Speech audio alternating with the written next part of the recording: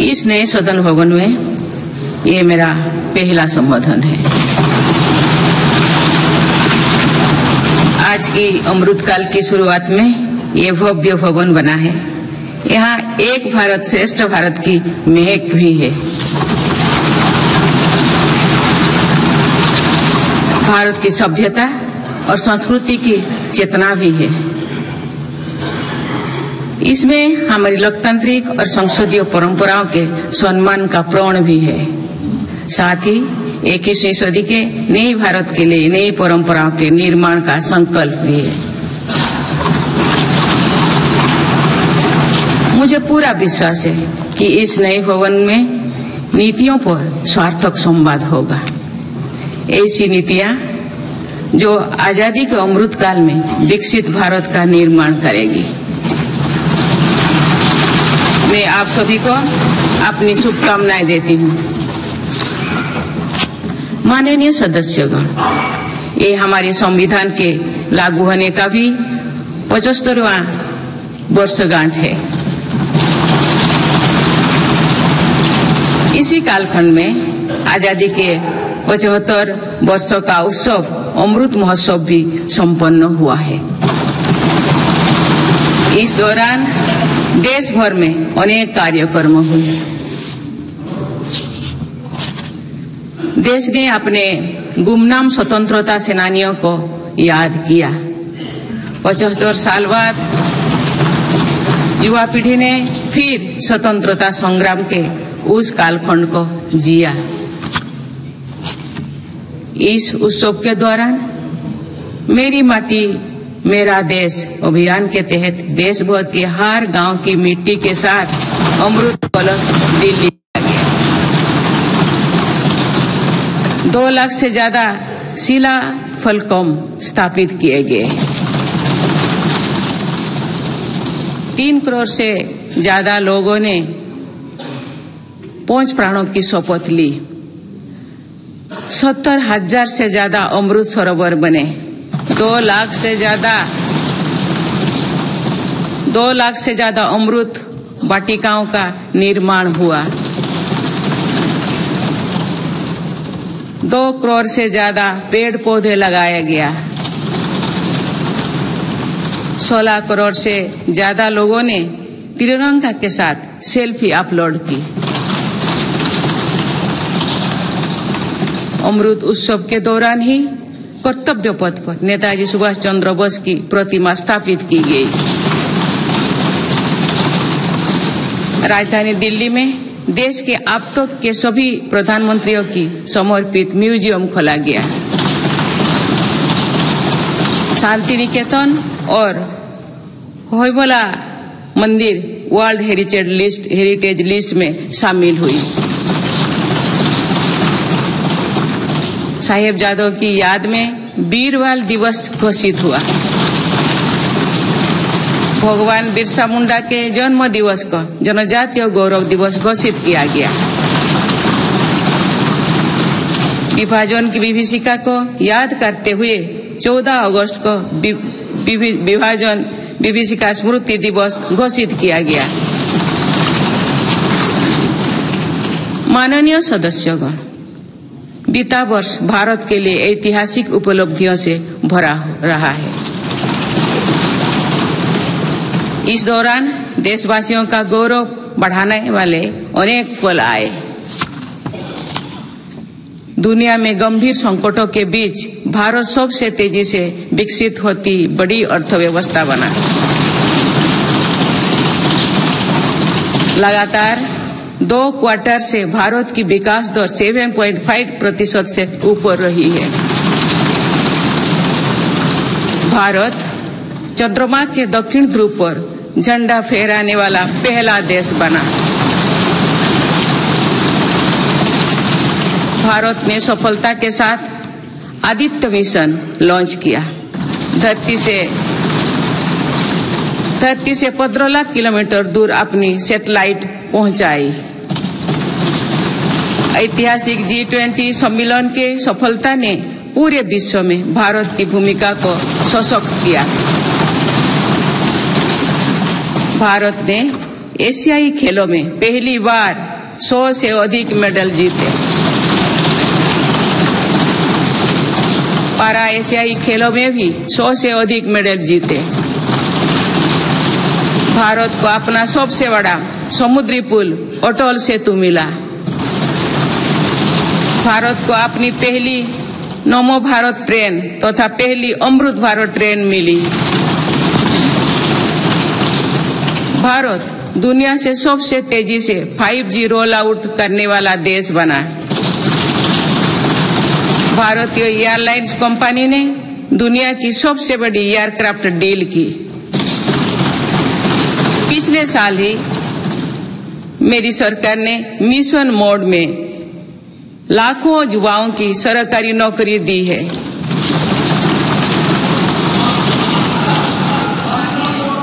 माननीय सदस्यगण, बीते 12 महीने में मेरी सरकार अनेक महत्वपूर्ण विधेयक लेकर भी आए। ये विधेयक आप सभी संसद सदस्यों के सहयोग से आज कानून बन चुके हैं। ये ऐसे कानून हैं जो विकसित भारत के संकल्पों की सिद्धि का मजबूत आधार है। तीन दशक बाद नारी शक्ति बंधन अधिनियम पारित करने के लिए मैं आपकी सराहना करती हूँ।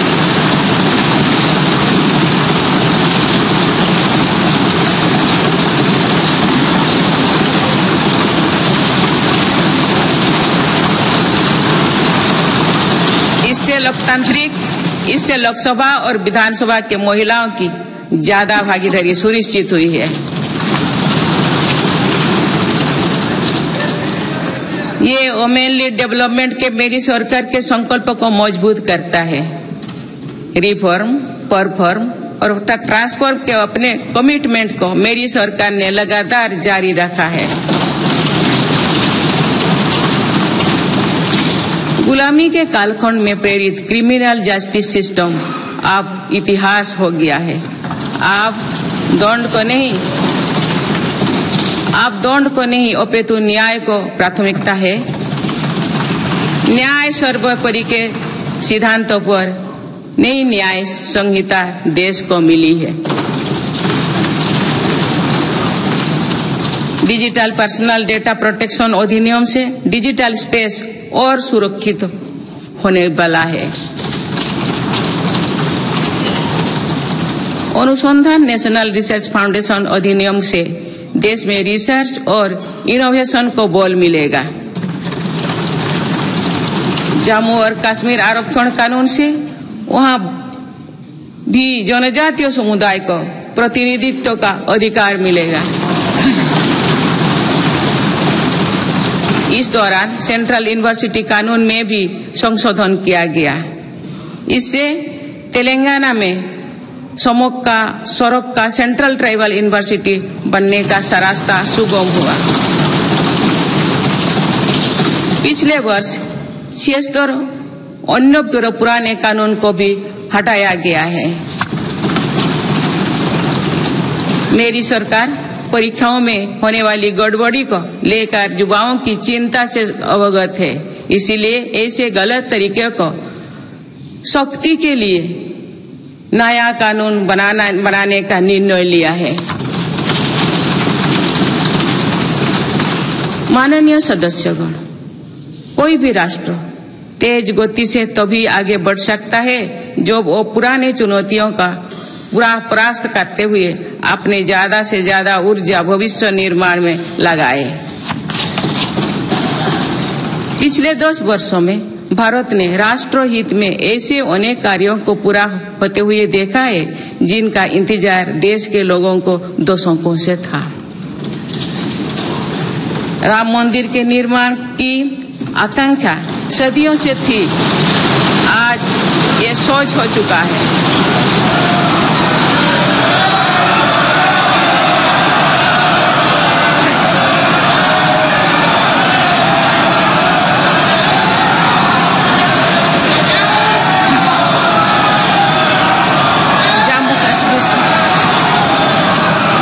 जम्मू कश्मीर से आर्टिकल 370 हटाने को लेकर शंकाएं थी, आज वो इतिहास हो चुकी है। इसी संसद ने 3 तलाक के विरुद्ध कड़ा कानून बनाया है। इसी संसद ने हमारे पड़ोसी देशों से आए पीड़ित अल्पसंख्यकों को नागरिक देने वाला कानून बनाया।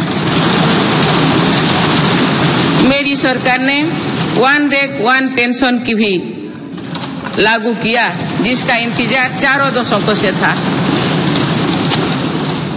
ओआरओपी लागू होने के बाद अब तो पूर्व सैनिकों को लगभग 1 लाख करोड़ रुपए मिल चुकी है। भारतीय सेना में पहली बार चीफ ऑफ डिफेंस स्टाफ की नियुक्ति भी हुई है।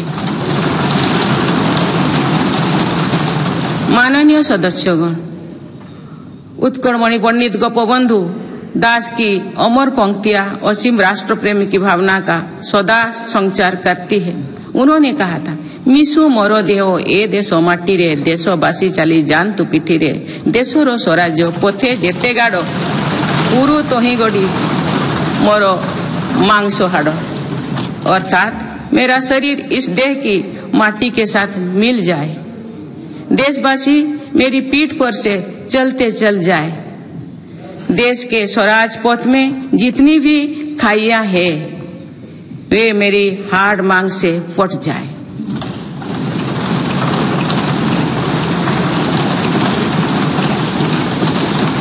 इन पंक्तियों में हमें कर्तव्यों की पराकाष्ठा दिखती है, राष्ट्र सर्वोपरि का आदर्श दिखाई देता है। ये उपलब्धियां जो आज देख रही है वो बीते 10 वर्षों की साधना का विस्तार है। हमें सभी बचपन से गरीबी हटाओ के नारे सुनते आ रहे हैं। अब हम जीवन में पहली बार बड़े पैमाने पर गरीबी को दूर होने देख रहे हैं। नीति आयोग के अनुसार मेरी सरकार के 1 दशक के कार्यकाल में करीब 25 करोड़ देशवासी गरीबी से बाहर निकले हैं।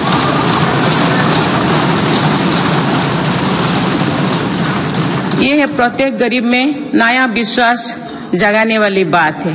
जो 25 करोड़ लोगों की गरीबी दूर हो सकती है तो उसकी भी गरीबी दूर हो सकती है। आज अर्थव्यवस्था के विभिन्न आयामों को देखें तो ये विश्वास बढ़ता है कि भारत सही दिशा में तथा सही निर्णय लेते हुए आगे बढ़ रही है। बीते 10 वर्षों में हमने भारत को फ्राजाइल 5 से निकलकर टॉप 5 इकोनॉमीज में शामिल होते देखा।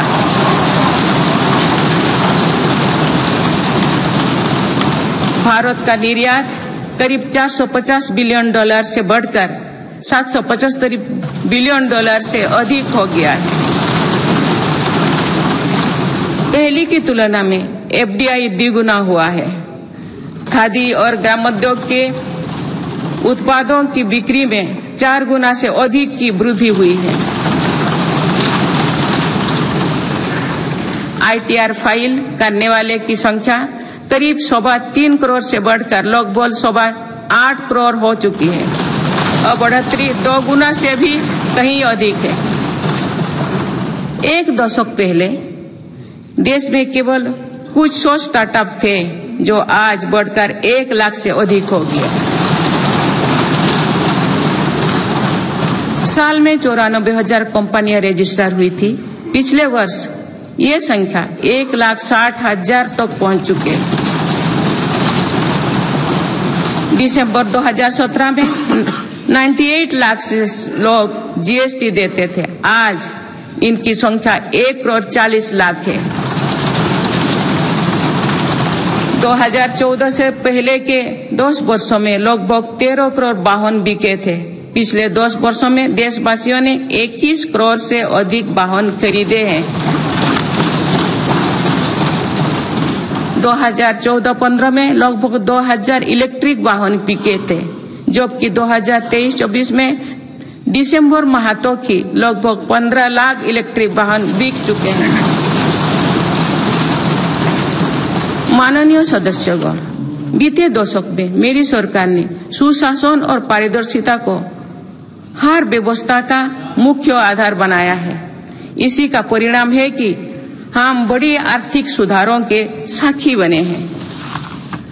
इस दौरान देश को इंसॉल्वेंसी एंड बैंकरप्सी कोड मिला है। देश को जीएसटी के रूप में एक देश एक टैक्स कानून मिला है। मेरी सरकार ने माइक्रो इकोनॉमिक स्टेबिलिटी में भी सुनिश्चित की है। 10 वर्षों में कैपेक्स 5 गुना बढ़कर 10 लाख करोड़ हो गया है। साथ ही फिजिकल डेफिसिट भी नियंत्रण भी में है। आज हमारे फॉरेक्स रिजर्व्स 600 अरब डॉलर से ज्यादा है। हमारे बैंकिंग सिस्टम जो पहले बुरी तरह से चरमराया था, वो आज दुनिया के सबसे मजबूत बैंकिंग सिस्टम में से एक बना है। बैंक का एनपीए जो कभी डबल डिजिट में होता था, वो आज लगभग 4% ही है। मेक इन इंडिया और आत्मनिर्भर भारत अभियान हमारी ताकत बन चुकी है। भारत आज दुनिया का दूसरा सबसे बड़ा मोबाइल फोन निर्माता है। पिछले एक दशक के दौरान मोबाइल फोन मैन्युफैक्चरिंग में 5 गुना बढ़ोतरी हुई है। कुछ साल पहले भारत खिलौना आयात करता था, आज मेड इन इंडिया खिलौने निर्यात कर रहा है। भारत का डिफेंस प्रोडक्शन 1 लाख करोड़ रुपए के पार पहुंच चुका है। आज हर भारतीय देश में बने एयरक्राफ्ट कैरियर आईएनएस विक्रांत को देखकर गर्व से भरा हुआ है। लड़ाकू विमान तेजस अब हमारी वायुसेना की ताकत बन रहे हैं। C295 ट्रांसपोर्ट एयरक्राफ्ट का निर्माण भारत में होने जा रहा है। आधुनिक एयरक्राफ्ट इंजन भी भारत में बनाया जाएगा। उत्तर प्रदेश और तमिलनाडु में डिफेंस कॉरिडोर का विकास हो रहा है। मेरी सरकार ने डिफेंस सेक्टर में निजी क्षेत्रों की भागीदारी सुनिश्चित की है। स्पेस सेक्टर को भी हमारी सरकार ने युवा स्टार्टअप्स के लिए खोल दिया है। माननीय सदस्यगण, मेरी सरकार वेल्थ क्रिएटर का सम्मान करती है तथा भारत के प्राइवेट सेक्टर के सामर्थ्य पर विश्वास करती है। भारत में बिजनेस करना आसान हो, इसके लिए उपयुक्त माहौल रहे, इस पर भी मेरी सरकार लगातार काम कर रही है। ईज ऑफ डूइंग बिजनेस में लगातार सुधार हो रहा है। बीते कुछ वर्षों में 40,000 से ज्यादा कॉम्प्लायंस को हटाया जा या सरल किया गया है। कंपनीज एक्ट तथा लिमिटेड लायबिलिटी पार्टनरशिप एक्ट में 63 प्रावधानों को अपराध की सूची में बाहर किया गया है। जौन विश्वास अधिनियम द्वारा 183 प्रावधानों को अपराध की श्रेणी से बाहर किया गया है। अदालत के बाहर विवादों को सौहार्दपूर्ण समाधान हेतु मध्यस्थता पर कानून बनाया गया है। वन और पर्यावरण विभाग से क्लियरेंस मिलने में जहां 600 दिन लगते थे, वहां आज 75 दिन से भी कम समय लगता है। फेसलेस असेसमेंट योजना से टैक्स व्यवस्था में और पारदर्शिता आई है। माननीय सदस्यगण, हमारे एमएसएमई सेक्टर को भी रिफॉर्म्स का बहुत अधिक लाभ हो रहा है। आप अवगत है कि हमारे एमएसएमईज में आज करोड़ों देशवासी काम कर रहे हैं। एमएसएमईज और लघु उद्यमियों को सशक्त करने के लिए मेरी सरकार पूरी प्रतिबद्धता से काम कर रही है। एमएसएमई की परिभाषा का विस्तार किया गया है। नई परिभाषा में निवेश और टर्नओवर को समाहित किया गया है। आज उद्यम और उद्यम असिस्ट पोर्टल और लगभग 3.5 करोड़ MSME रजिस्टर्ड है। बीते वर्षों में MSMEs के लिए क्रेडिट गारंटी स्कीम के तहत करीब 5 लाख करोड़ की गारंटी स्वीकृति किए गए। ये 2014 से पहले के दशक से 6 गुना अधिक है। माननीय सदस्यगण, मेरी सरकार का एक और बड़ा रिफॉर्म डिजिटल इंडिया का निर्माण है। डिजिटल इंडिया ने भारत में जीवन और बिजनेस दोनों को बहुत आसान बना दिया है। आज पूरी दुनिया मानती है कि ये भारत की बहुत बड़ी उपलब्धि है। विकसित देशों में भी भारत ऐसा डिजिटल सिस्टम नहीं है। गांव में भी सामान्य खरीद बिक्री डिजिटल तरीके से होगी, ये कुछ लोगों की कल्पना से भी परे था। आज दुनिया के कुल रियल टाइम डिजिटल लेन देन का 46% भारत में होता है।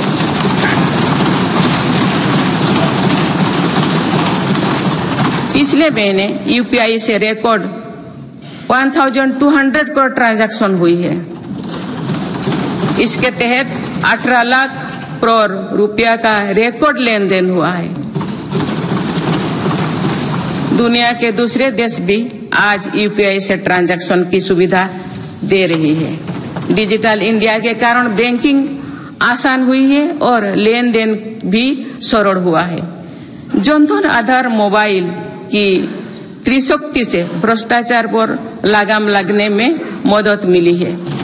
मेरी सरकार अब तक 34 लाख करोड़ रुपया DBT से ट्रांसफर कर चुके हैं।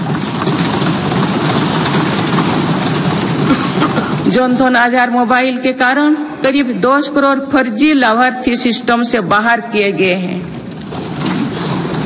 इससे 3.25 लाख करोड़ रुपया गलत हाथों में जाने से बचे हैं। डिजी लॉकर की सुविधा भी जीवन को आसान बना रही है। इसमें अभी तक यूजर्स के 6 बिलियन से ज्यादा डॉक्यूमेंट्स जारी हुई है। आयुष्मान भारत हेल्थ अकाउंट के तहत लगभग 53 करोड़ लोगों की डिजिटल हेल्थ ID बन चुकी है।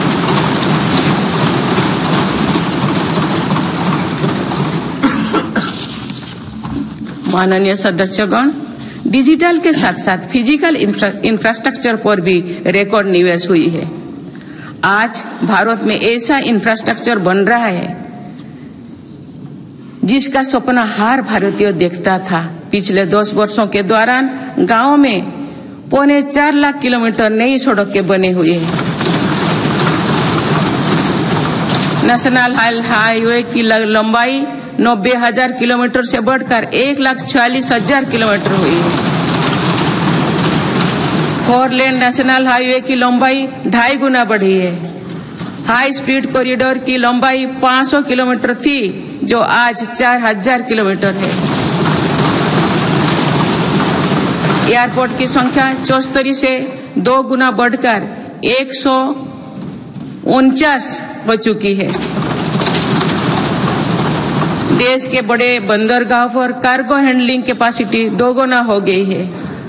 ब्रॉडबैंड इस्तेमाल करने वालों की संख्या में 14 गुना बढ़ोतरी हुई है। देश को लगभग 2 लाख गांव पंचायत को ऑप्टिकल फाइबर से जोड़ा जा चुका है। 4 लाख से अधिक कॉमन सर्विस सेंटर भी खुले हैं, जो रोजगार का बड़ा माध्यम बने हैं। देश में 10,000 किलोमीटर गैस पाइपलाइन भी बढ़ाई गई है।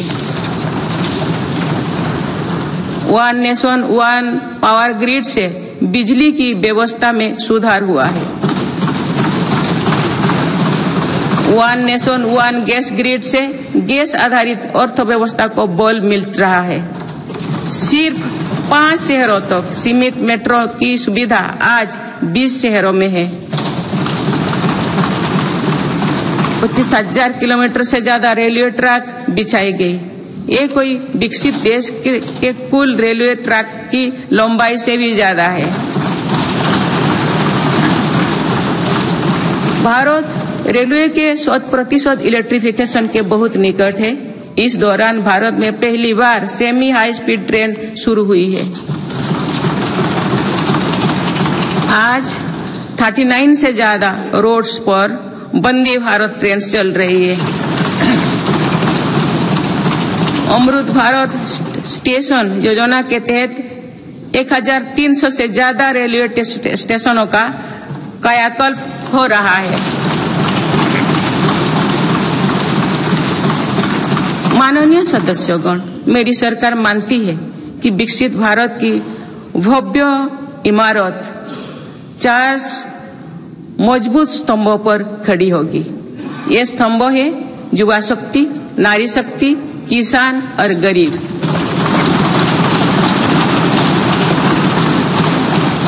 देश के हर हिस्से, हर समाज में इन सभी की स्थिति और सपने एक जैसे ही है।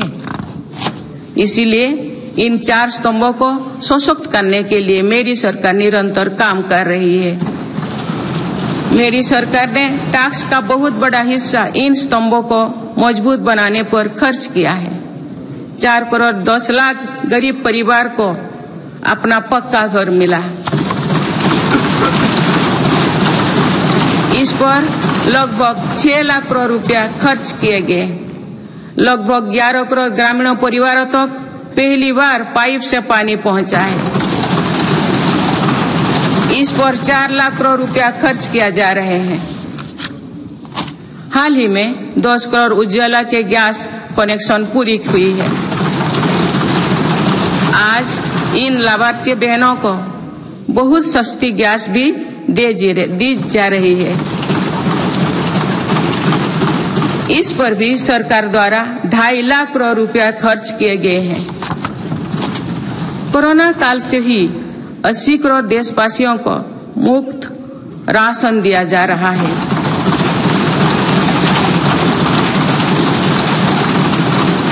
अब इसे आने वाले 5 वर्षों के लिए आगे बढ़ाया गया है। अब इस पर 11 लाख करोड़ रुपया और खर्च होने का अनुमान है। मेरी सरकार का प्रयास है कि हर योजना का तेजी से सैचुरेशन हो, कोई भी लाभार्थी वंचित ना रहे। इसके लिए 15 नवंबर से विकसित भारत संकल्प यात्रा चल रही है। अभी तक इस यात्रा से करीब 19 करोड़ देशवासी जुड़ चुके हैं। माननीय सदस्यगण, बीते वर्ष में विश्व ने 2 बड़े युद्ध देखे और कोरोना जैसे वैश्विक महामारी का सामना किया। ऐसे वैश्विक संकटों के बावजूद मेरी सरकार ने देश में महंगाई को काबू में रखा, सामान्य भारतीयों का बोझ नहीं बढ़ने दिया।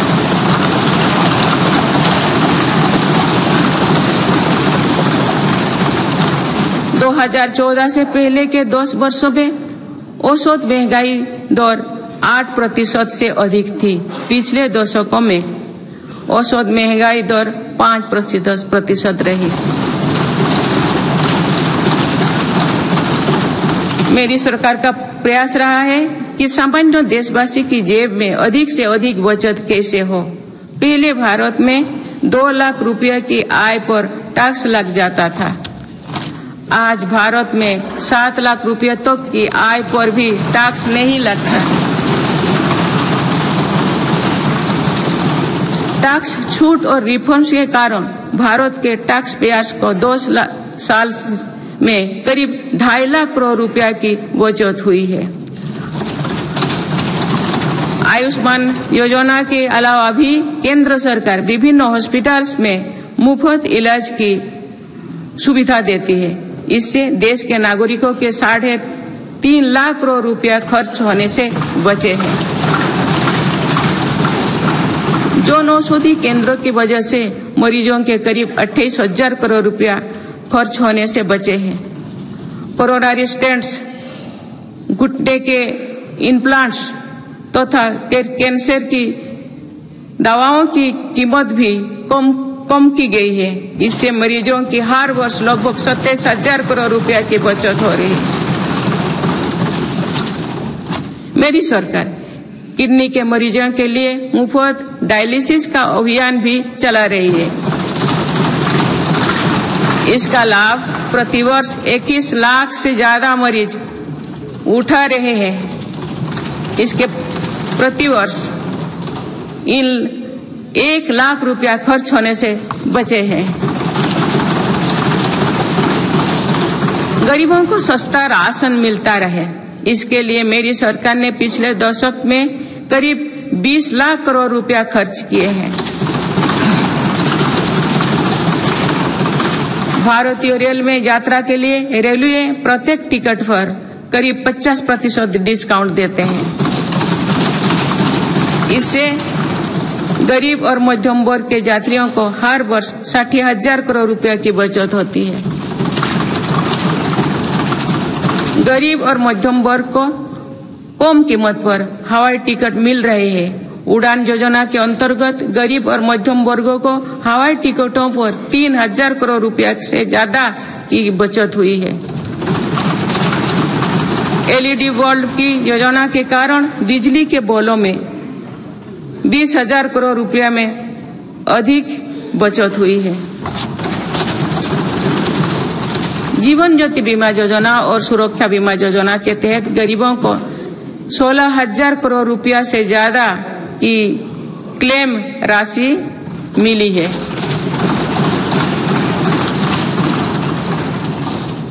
माननीय सदस्यगण, नारी शक्ति का सामर्थ्य बढ़ाने के लिए मेरी सरकार हर स्तर पर काम कर रही है। इस वर्ष की गणतंत्र दिवस परेड भी नारी शक्ति के लिए समर्पित थी।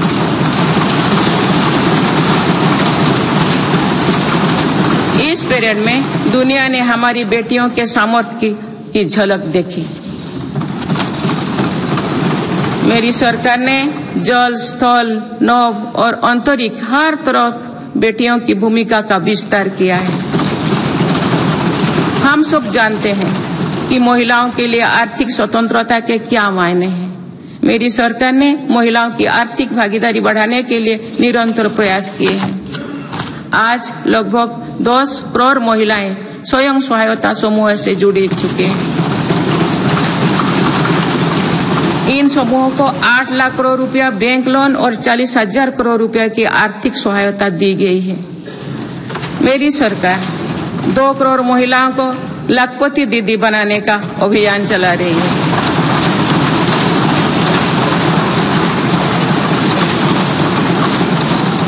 नमो ड्रोन दीदी योजना के तहत समूहों को 15,000 ड्रोन उपलब्ध कराए जा रहे हैं।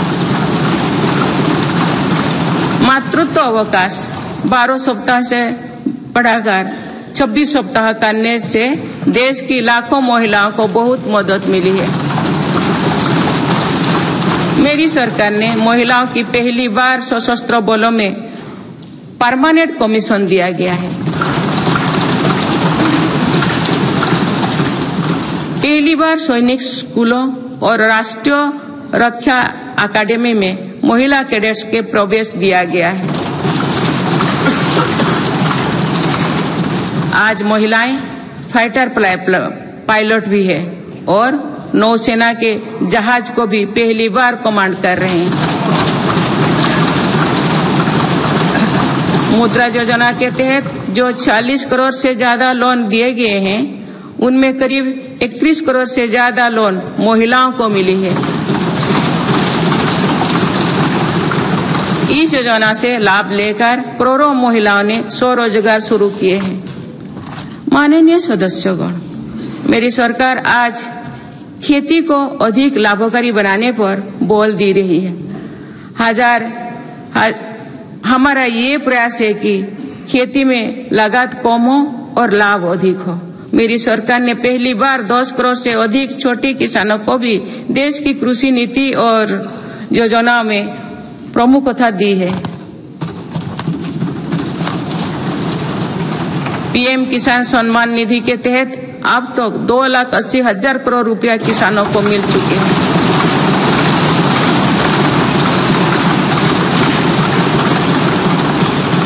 2 सालों में किसानों के लिए बैंक से आसान लोन में 3 गुना वृद्धि की गई है।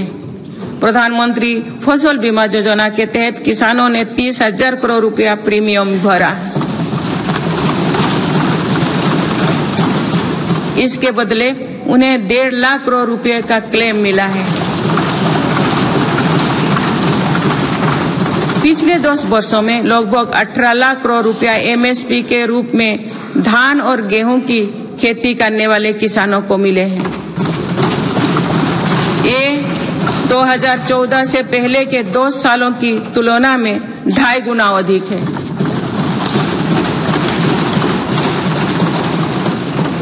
पहले तिलहन और दलहन फसलों की सरकारी खरीदी नहीं की बराबर थी। पिछले दशकों में तिलहन और दलहन की खेती करने वाले किसानों को एमएसपी के रूप में 1.25 लाख करोड़ रुपया मिले हैं।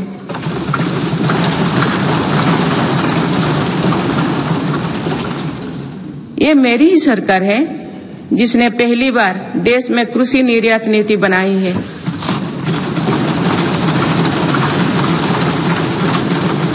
इससे एग्रीकल्चर एक्सपोर्ट 4 लाख करोड़ रुपया तक पहुंचा है। किसानों को सस्ती खाद मिले, इसके लिए 10 सालों में 11 लाख करोड़ रुपया से अधिक खर्च किए गए हैं। मेरी सरकार ने 1.25 लाख से ज्यादा प्रधानमंत्री किसान समृद्धि केंद्र स्थापित किए हैं। अभी तक लगभग 8,000 किसान उत्पादक संघ एफपीओ बनाए जा चुके हैं। मेरी सरकार कृषि में सहकारिता को बढ़ावा दे रहे हैं। इसके लिए देश में पहली बार सहकारिता मंत्रालय बनाया गया है। सरकारी क्षेत्र में दुनिया की सबसे बड़ी अनाज भंडारण योजना शुरू की गई है। जिन गांव में सहकारी समितियां नहीं है, वहां 2 लाख समितियां बनाई जा रही है। मत्स्य पालन क्षेत्र में 38,000 करोड़ रुपया से अधिक की योजनाएं चलाई जा रही है, जिसके कारण मत्स्य उत्पादन पिछले 2 साल में 95 लाख मीट्रिक टन से बढ़कर 175 लाख मीट्रिक टन यानी लगभग 2 गुना हो गया है। इनलैंड फिशरीज का उत्पादन 61 लाख मीट्रिक टन से बढ़कर 131 लाख मीट्रिक टन हो गया है। मत्स्य पालन क्षेत्र में निर्यात भी 30,000 करोड़ रुपया से बढ़कर 64,000 करोड़ रुपया तक यानी 2 गुनी से ज्यादा बढ़ा है। देश में पहली बार पशुपालकों और मछुआरों को किसान क्रेडिट कार्ड का लाभ दिया गया है। पिछले दशकों में प्रति व्यक्ति दूध उपलब्धता 40% बढ़ी है।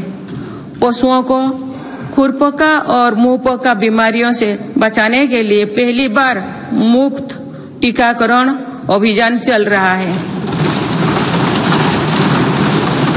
अब तक 4 चरणों में 50 करोड़ से ज्यादा टीका पशुओं की दिए जा चुके हैं। माननीय सदस्यगण, जनकल्याण की ये जितनी भी योजनाएं हैं, ये सिर्फ सुविधाएं भर नहीं है, इसका देश के नागरिकों के पूरी जीवन चक्र पर सकारात्मक असर पड़ रहा है। विभिन्न सरकारी और गैर सरकारी संस्थाओं द्वारा मेरी सरकार की योजनाओं के प्रभावों का अध्ययन किया गया है। इसके परिणाम बहुत ही प्रभावकारी है और गरीबी से लड़ रहे दुनिया के हर देश को प्रेरित कर रहने वाले हैं। बीते वर्षों में विभिन्न संस्थाओं के अध्ययन में सामने आया है कि 11 करोड़ शौचालयों के निर्माण और खुले में शौच बंद होने से अनेक बीमारियों की रोकथाम हुई है। इससे शहरी क्षेत्र के हर गरीब परिवार को इलाज पर प्रति वर्ष 60,000 रुपया तक की बचत हो रही है। पाइप से शुद्ध पेयजल मिलने से भी प्रति वर्ष लाखों बच्चों की जान बच रही है। पीएम आवास योजना पर हुई अध्ययन के अनुसार पक्के घर से परिवार की सामाजिक प्रतिष्ठा और गरिमा बढ़ी है। पक्के घर में बच्चों की पढ़ाई बेहतर हुई है और ड्रॉप आउट की दर में कमी आई है। प्रधानमंत्री सुरक्षित मातृत्व अभियान के वजह से आज देश में 100% संस्थागत प्रसव हो रही है। इस वजह से माता मृत्यु दर में भी भारी गिरावट आई है। एक और अध्ययन के अनुसार उज्ज्वला योजना के लाभार्थी परिवारों में गरीब बीमारी की घटनाओं में कम आई है। माननीय सदस्यगण, मेरी सरकार मानव केंद्रित विकास पर बल दे रही है। हमारे लिए हर नागरिक की गरिमा सर्वोपरि है। यही सामाजिक न्याय की हमारी अवधारणा है। भारत के संविधान के हर अनुच्छेद का संदेश भी यही है। हमारे यहाँ लंबे समय तक सिर्फ अधिकारों पर चर्चा होती थी। हमने सरकार के कर्तव्यों पर भी बल दिया। इससे नागरिकों में भी कर्तव्य भाव जागा। आज अपने अपने कर्तव्य के पालन से हर अधिकार की गारंटी का भाव जागृत हुआ। मेरी सरकार ने उनकी भी सूद ली है जो अब तक विकास की धारा से दूर रहे हैं। ऐसे हजारों आदिवासी गांव हैं जहां बीते 2 वर्षों में पहली बार बिजली और सड़क पहुंची है। लाखों आदिवासी परिवारों को अब जाकर पाइप से शुद्ध पानी मिलना शुरू हुआ है।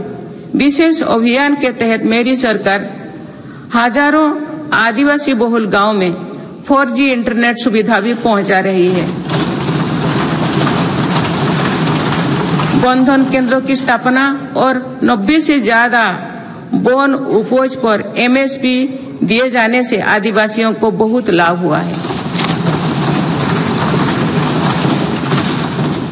मेरी सरकार ने पहली बार जनजातियों में भी सबसे पिछड़े जनजातियों को ही सूद ली है। उनके लिए लगभग 24,000 करोड़ रुपया की PM जनमन योजना बनाई है।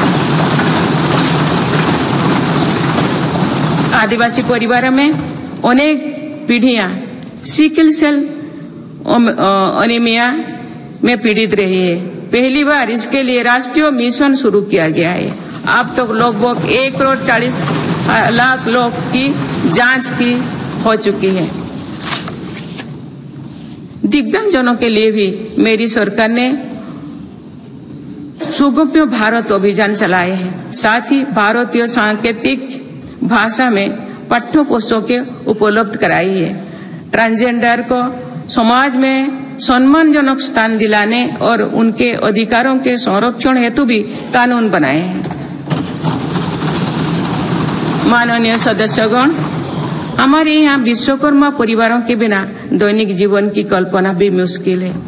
ये परिवार पीढ़ी दर पीढ़ी अपने कौशल को आगे बढ़ाते हैं, लेकिन सरकारी मदद के अभाव में हमारी विश्वकर्मा साथी बुरी स्थिति से गुजर रहे थे। मेरी सरकार ने ऐसे विश्वकर्मा परिवार को भी सूद ली है। अभी तक PM विश्वकर्मा योजना से 84 लाख से ज्यादा लोग जुड़ चुके हैं। रेहड़ी ठेले फुटपाथ पर काम करने वाले साथी भी दशकों से अपने हाल पर छोड़ दिए गए थे। मेरी सरकार ने PM स्वनिधि योजना द्वारा उनको बैंकिंग से जोड़ा। इस योजना के तहत अब तक 10,000 करोड़ रुपया से अधिक की राशि के ऋण दिया जा चुका है।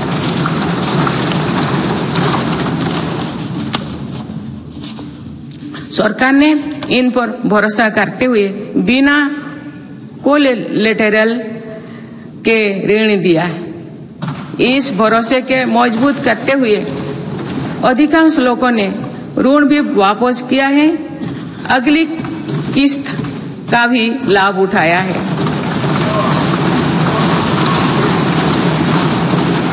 इस योजना के अधिकतर लाभार्थी दलित, पिछड़े, आदिवासी और महिलाएं हैं। माननीय सदस्यगण, सबका साथ, सबका विकास, सबका विश्वास और सबका प्रयास के मंत्र पर चल रही मेरी सरकार समाज के हर वर्गों को उचित अवसर देने में जुटी है। पहली बार सामान्य वर्ग के गरीबों को आरक्षण की सुविधा दी गई है। मेडिकल में ग्रेजुएशन और पोस्ट ग्रेजुएशन के लिए ओबीसी के केंद्रीय कोटे के तहत दाखिली में 37% आरक्षण सुनिश्चित किया गया है। राष्ट्रीय पिछड़ा वर्ग आयोग को संवैधानिक दर्जा दिया गया है। मेरी सरकार ने बाबा साहेब आम्बेडकर से जुड़े 5 स्थानों को पंचतीर्थ के रूप में विकसित किया। आज देश भर में आदिवासी स्वतंत्रता सेनानियों के लिए समर्पित 10 संग्रहालय बनाया जा रहा है।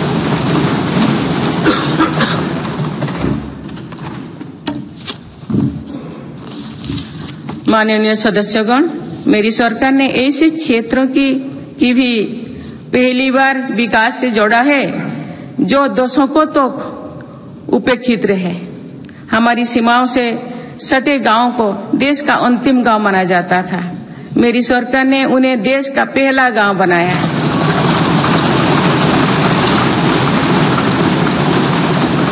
इन गांवों के विकास के लिए वाइब्रेंट विलेज प्रोग्राम शुरू किया है।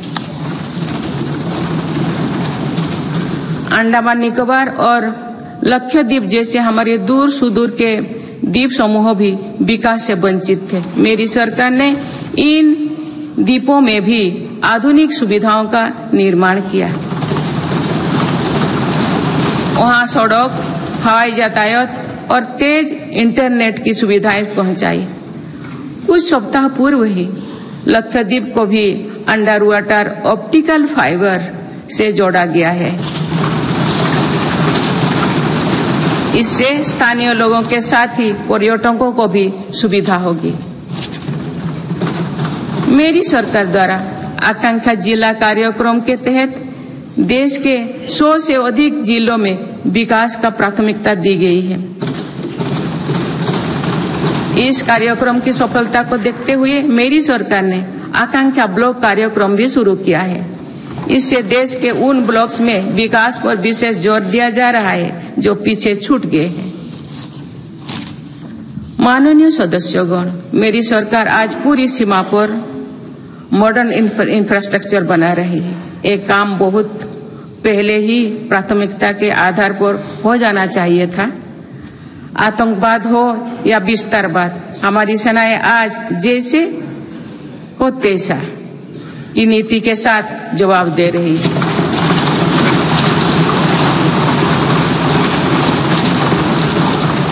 आंतरिक शांति के लिए मेरी सरकार के प्रयासों के सार्थक परिणाम हमारे सामने है। जम्मू कश्मीर में आज सुरक्षा का वातावरण है।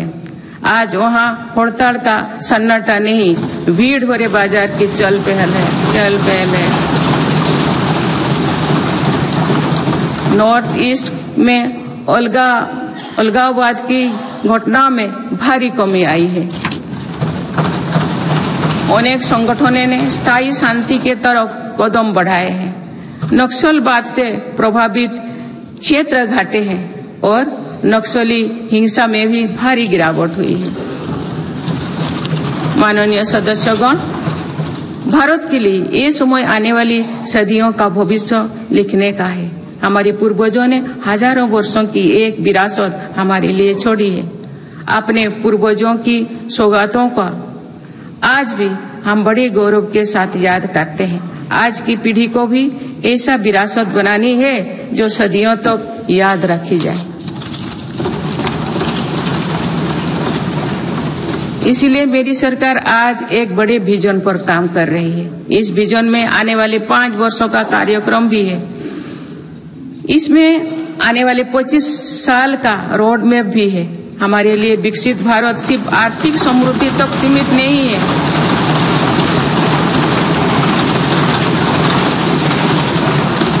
हमारे लिए विकास भारत सिर्फ आर्थिक समृद्धि तक सीमित नहीं है, हम सामाजिक, सांस्कृतिक और सामरिक ताकत को भी उतना ही महत्व देते हैं।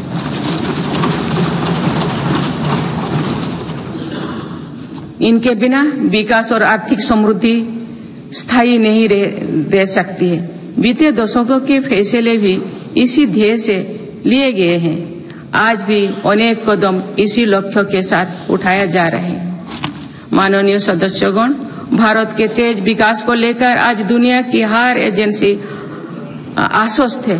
राष्ट्रीय और अंतर्राष्ट्रीय एजेंसी जो भी आकलन कर रहे हैं, उनका आधार भारत की नीतियां हैं। इंफ्रास्ट्रक्चर में रिकॉर्ड निवेश और पॉलिसी रिफॉर्म निवेशकों का विश्वास और बढ़ा रहा है। पूर्ण बहुमत वाली स्थिर और मजबूत सरकार के लिए भारतीयों का संकल्प भी दुनिया को नया भरोसा दे रहे हैं।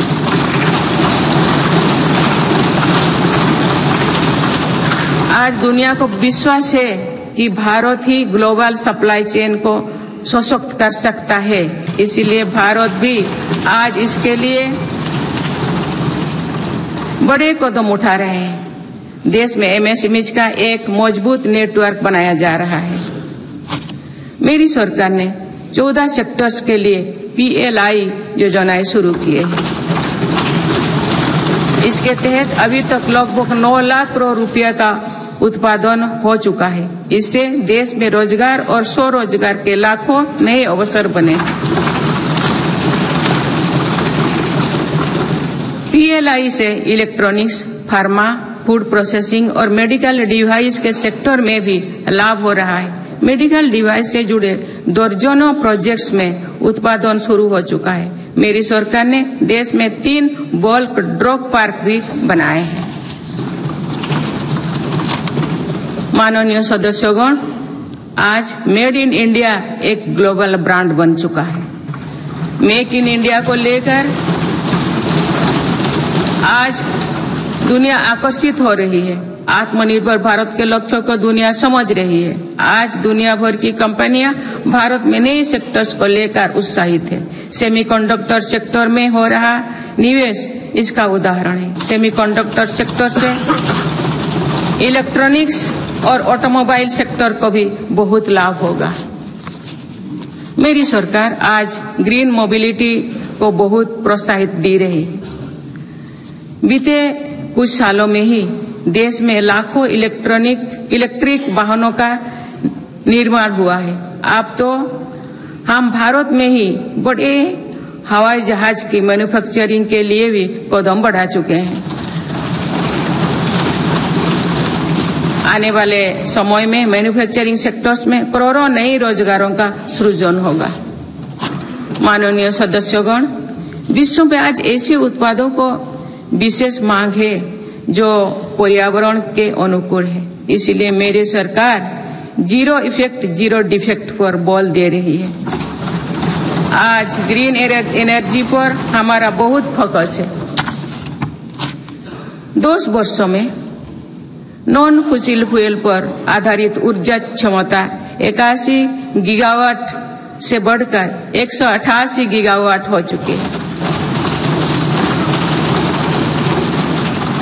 इस दौरान सोलर पावर कैपेसिटी में 26 गुना बढ़ोतरी हुई है। इसी तरह विंड पावर कैपेसिटी 2 गुनी हो चुकी है। रिन्यूएबल एनर्जी इंस्टॉल कैपेसिटी की दृष्टि से हम दुनिया में 4थे नंबर पर हैं। विंड पावर कैपेसिटी में भी हम 4थे नंबर पर हैं। सोलर पावर कैपेसिटी में हम 5वें नंबर पर हैं। भारत में 2030 तक अपनी स्थापित क्षमता का 50% नॉन फॉसिल फ्यूल में से भरा करने का लक्ष्य रखा है। बीते 10 वर्षों में 11 नए सोलर पार्क बन चुके हैं। 9 सोलर पार्क्स पर आज काम चल रहा है। कुछ दिन पहले ही घर की छत पर सोलर एनर्जी उपलब्ध कराने के लिए एक नई योजना घोषित की गई है।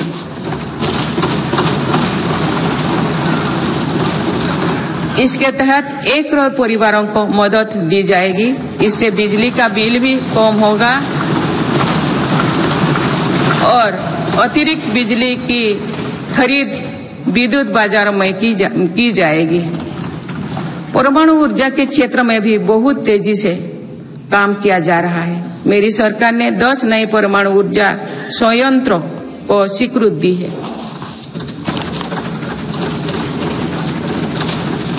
हाइड्रोजन एनर्जी के क्षेत्रों में भी भारत तेज गति से आगे बढ़ रहा है। हम अभी तक लद्दाख और दमन दीव में 2 प्रोजेक्ट शुरू कर चुके हैं। मेरी सरकार ने इथेनॉल के क्षेत्र में अभूतपूर्व काम किया है। देश 12% इथेनॉल ब्लेंडिंग का लक्ष्य हासिल कर चुका है। बहुत ही जल्द 20% इथेनॉल ब्लेंडिंग का टारगेट भी पूरा होने वाला है। इससे हमारे किसानों की आय बढ़ेगी। अभी तक सरकारी कंपनियां 1 लाख करोड़ रुपया से ज्यादा का इथेनॉल खरीद चुकी हैं। इन सारे प्रयासों से अपनी ऊर्जा जरूरतों के लिए विदेशों पर निर्भरता कम होगी। कुछ दिन पहले ही बंगाल की खाड़ी में एक नया ब्लॉक में तेल उत्पादन शुरू हुआ है। ये देश के लिए एक बड़ी सफलता है। माननीय सदस्यगण, धरती में महत्वपूर्ण खनिजों की मात्रा सीमित है। इसीलिए मेरी सरकार सर्कुलर इकोनॉमी को प्रोत्साहित कर रही है। भारत की पहली व्हीकल स्क्रैपेज पॉलिसी का लक्ष्य भी है। गहरे समुद्रों में खनिजों की संभावनाओं को तलाशना भी जरूरी है। इसी लक्ष्य के साथ डीप ओशन मिशन शुरू किया है। इस मिशन में अपने समुद्री जीवन के बारे में हमारी समझ भी बेहतर होगी। भारत का समुद्रयान इस क्षेत्र में शोध कर रहा है। मेरी सरकार भारत को दुनिया की एक बड़ी स्पेस पावर बनाने में जुटे हैं। ये मानव जीवन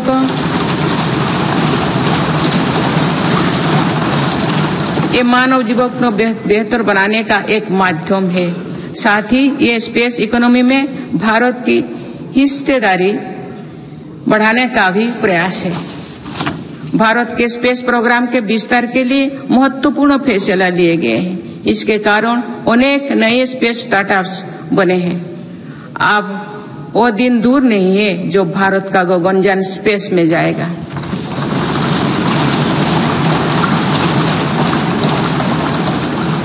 माननीय सदस्यगण, मेरी सरकार ने भारत को दुनिया के अग्रणी डिजिटल इकोनॉमीज में से एक बनाया है।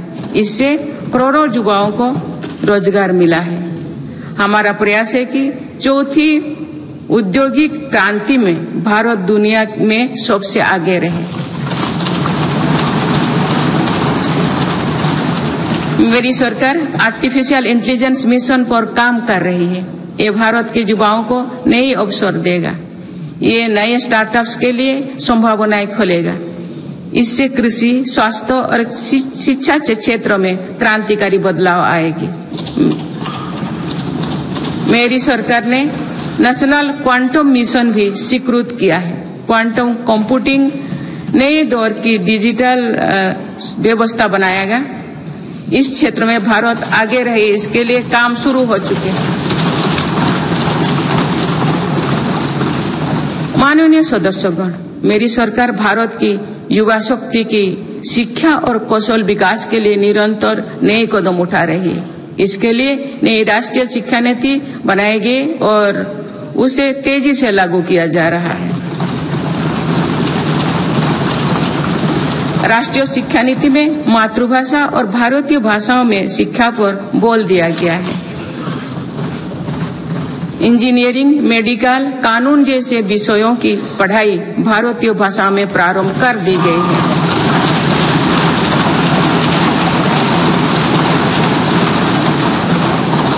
स्कूली शिक्षा में गुणवत्ता लाने के लिए मेरी सरकार 14,000 से अधिक पीएम श्री विद्यालयों पर काम कर रही है। इनमें से 6,000 से अधिक विद्यालय शुरू हो चुके हैं। मेरी सरकार के प्रयासों से देश में ड्रॉप आउट रेट कम हुआ है। उच्च शिक्षा में छात्राओं के दाखिले ज्यादा हो रही है। अनुसूचित जाति के विद्यार्थियों के नामांकन में लगभग 44% वृद्धि हुई है। नामांकन में अनुसूचित जनजाति के विद्यार्थियों की 65% और ओबीसी के विद्यार्थियों को 44% अधिक वृद्धि हुई है। इनोवेशन को बढ़ावा देने के लिए अटल इनोवेशन मिशन के अंतर्गत 2000 अटल टिंकरिंग लैब स्थापित किए गए हैं। इसमें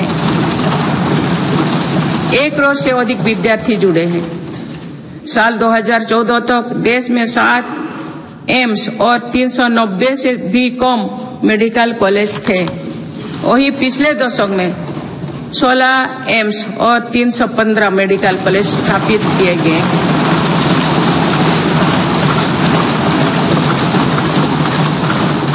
157 नर्सिंग कॉलेज स्थापित किए जा रहे हैं। पिछले दशक में एमबीबीएस की सीटों में 2 गुना से भी अधिक की वृद्धि हुई है।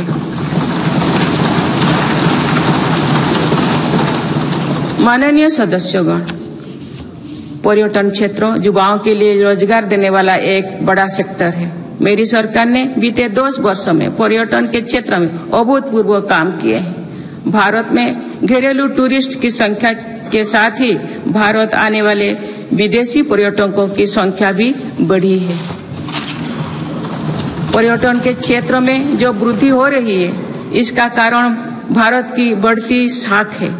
आज दुनिया भारत को देखना और जानना चाहती है। इसके अलावा शानदार कनेक्टिविटी विकसित होने के कारण भी पर्यटन का दायरा बढ़ा है। जगह जगह एयरपोर्ट बनने से भी बहुत फायदा हो रही है।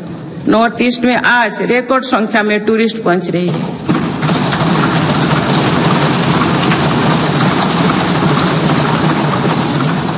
अंडमान निकोबार और लक्षद्वीप को लेकर उत्साह चरम पर है। मेरी सरकार ने देश भर में तीर्थ और ऐतिहासिक स्थलों के विकास पर बल दिया है।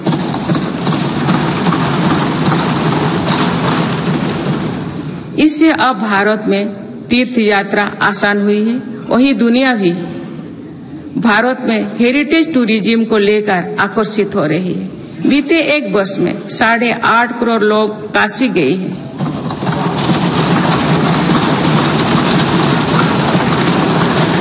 पाँच करोड़ से अधिक लोगों ने महाकाल के दर्शन किए हैं।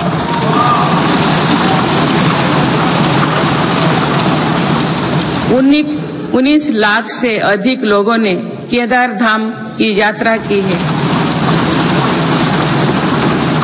अयोध्या धाम में ही प्राण प्रतिष्ठा के बाद 5 दिनों में ही 13 लाख श्रद्धालु दर्शन कर चुके हैं।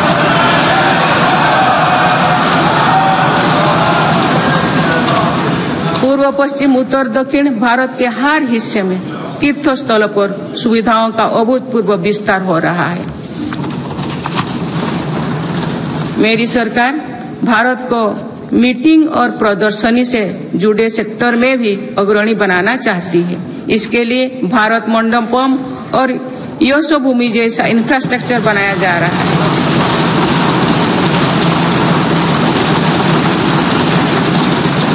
आने वाले समय में टूरिज्म रोजगार का एक बहुत बड़ा माध्यम बनेगा। माननीय सदस्यगण, देश की युवा शक्ति को कौशल और रोजगार से जोड़ने के लिए हम स्पोर्ट्स इकोनॉमी को मजबूत कर रहे हैं। मेरी सरकार ने खेलों और खिलाड़ियों को अभूतपूर्व मदद दी है। आज भारत एक बहुत बड़ी खेल शक्ति बनने की ओर अग्रसर हो रहे हैं।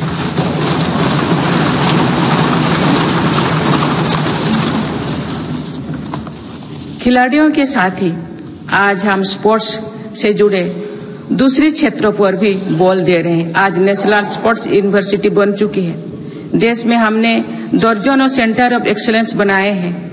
इससे स्पोर्ट्स को एक प्रोफेशन के रूप में चुनने का अवसर युवाओं को मिलेगा।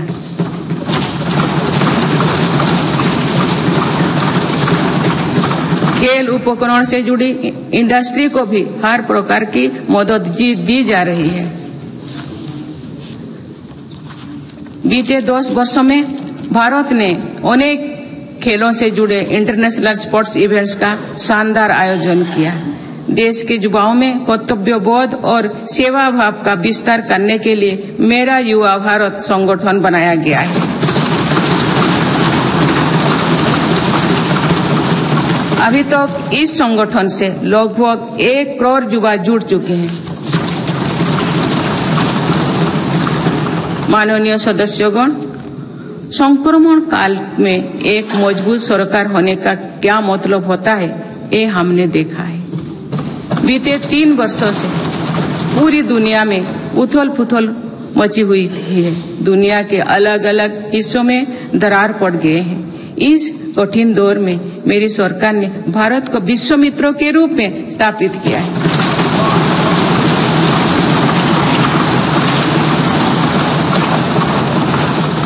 विश्व मित्र की भूमिका के कारण ही आज हम ग्लोबल साउथ की आवाज बन पाए हैं। बीते 10 वर्षों में एक और पुरानी सोच को बदला गया है। पहले डिप्लोमेसी से जुड़े कार्यक्रम को दिल्ली के गलियारे तक ही सीमित रखा जाता था। मेरी सरकार ने इसमें भी जनता की सीधी भागीदारी सुनिश्चित की है। इसका एक बेहतरीन उदाहरण भारत द्वारा G20 अध्यक्षता के दौरान देखा गया है।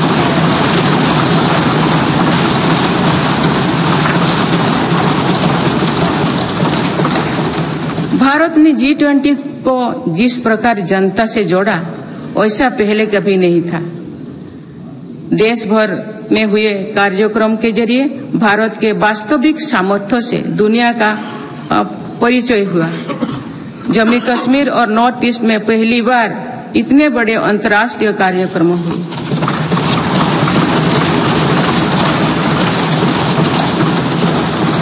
पूरी दुनिया ने भारत में हुए ऐतिहासिक G20 सम्मेलन की प्रशंसा की।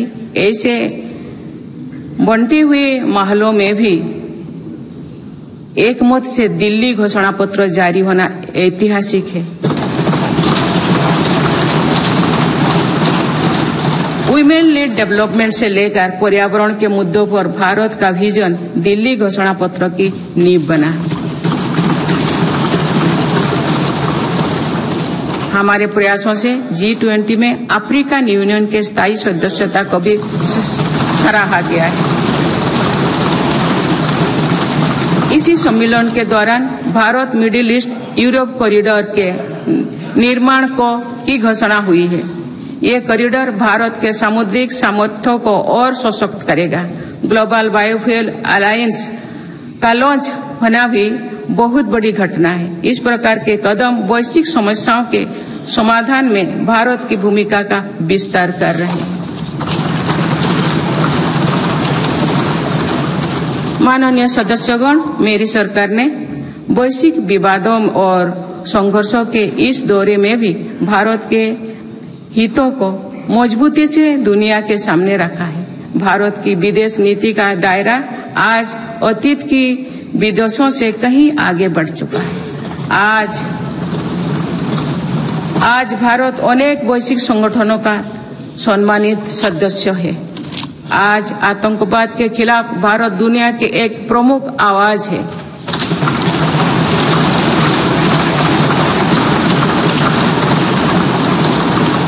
भारत आज संकट में फंसी मानवता की मदद के लिए मजबूती से पहल करता है। दुनिया में कहीं भी संकट आने पर भारत वहां तेजी से पहुंचने का प्रयास करता है। मेरी सरकार ने दुनिया भर के काम कर रहे भारतीयों में नया भरोसा जगाया है।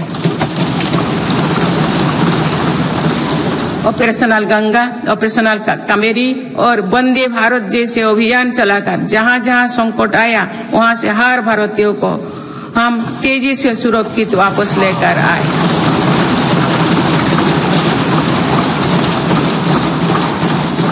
मेरी सरकार ने योग, प्राणायाम और आयुर्वेद की भारतीय परंपरा को पूरी दुनिया तक पहुंचाने के लिए निरंतर प्रयास किए। पिछले वर्ष संयुक्त राष्ट्र संघ के मुख्यालय में 135 देशों की प्रतिनिधित्व ने एक साथ योग किया।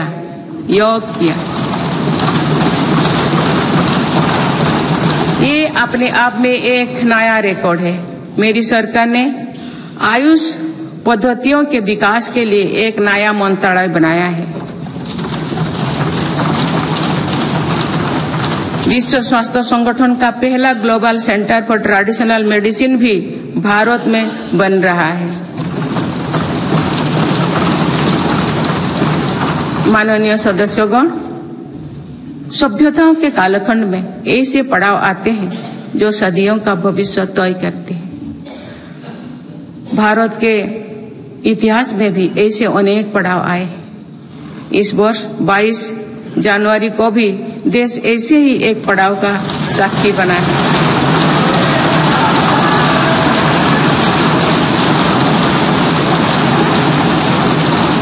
सदियों की प्रतीक्षा के बाद अयोध्या में रामलला अपने भव्य मंदिर में विराजमान।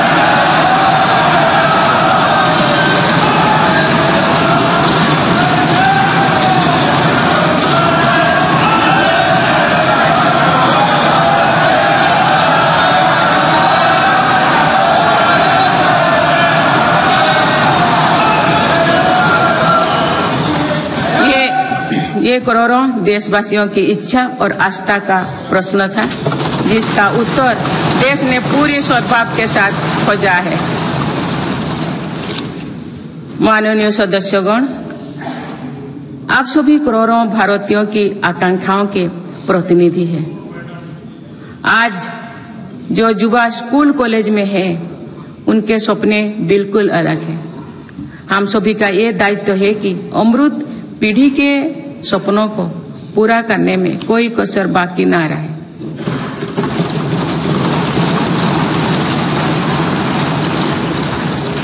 विकसित भारत हमारी अमृत पीढ़ी के सपनों को साकार करेगा।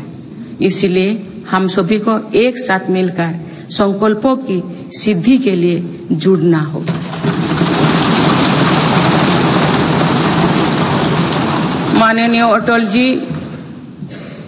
माननीय सदस्यगण, श्रद्धेय अटल जी ने कहा था, अपनी ध्येय यात्रा में हम कभी रुके नहीं है।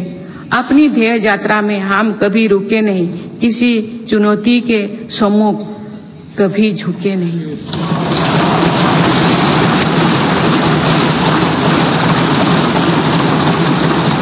मेरी सरकार 140 करोड़ देशवासियों के सपनों को पूरा करने की गारंटी के साथ आगे बढ़ रही है।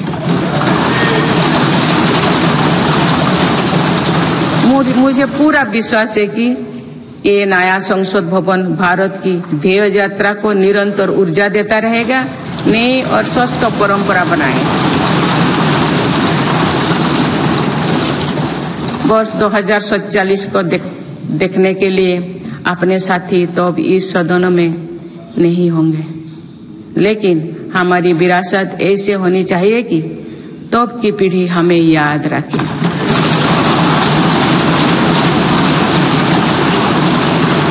आप सभी को बहुत बहुत शुभकामनाएं। धन्यवाद।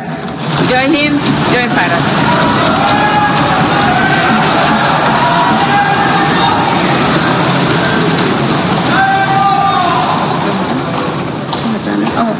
आपको पढ़ना है।